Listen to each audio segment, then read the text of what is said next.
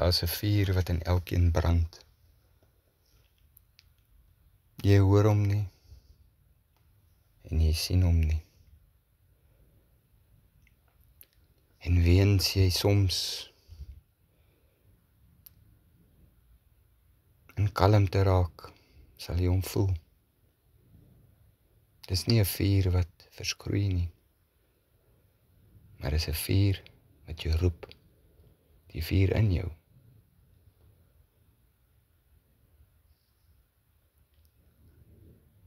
Soms sal jy hom voel, soms sal jy voel, daar's iets, daai vraag, soos 'n vraagteken oor jou lewe. Hoekom is ek hier? Dis daai vuur. Wat is my doel in die lewe? Dis daai vuur. Hy brand. Die vraag is, gaan jy hom kry?